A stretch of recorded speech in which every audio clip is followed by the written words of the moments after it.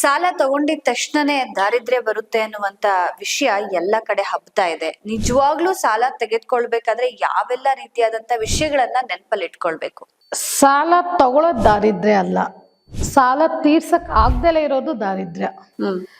ಯಾವಾಗ ನಾವು ಸಾಲವನ್ನ ತೀರ್ಸಕ್ಕೆ ವಿಫಲರಾಗ್ತೀವಿ ಅಥವಾ ಸಾಲವನ್ನ ತೀರ್ಸಕ್ಕೆ ತುಂಬಾ ಸ್ಟ್ರಗಲ್ ಮಾಡ್ತೀವಿ, ಅವಾಗ ಅದು ದಾರಿದ್ರ್ಯನೇ.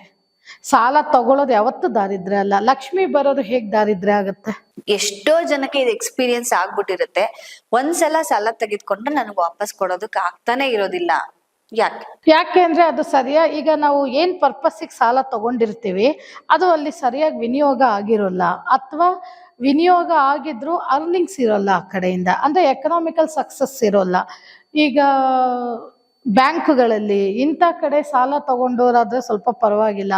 ಈಗ ಮೀಟ್ರು ಬಡ್ಡಿಗಳು ಈ ತರ ಕೈ ಸಾಲದಲ್ಲಿ ತಗೊಂಡಿರೋರು ಇವತ್ತೆಷ್ಟು ಜನ ಸಫರ್ ಆಗ್ತಾ ಇದ್ದಾರೆ. ತೀರ್ಸಕ್ ಆಗ್ತಾ ಇಲ್ಲ ಅವ್ರ ಕೈಯಲ್ಲಿ. ಏನಕ್ಕೆ ಅಂದ್ರೆ ಅವರು 10 ರೂಪಾಯಿ ತಗೊಂಡ್ರೆ ಅಲ್ಲಿ 30 ರೂಪಾಯಿ ತೀರಿಸ್ಬೇಕಾಗತ್ತೆ.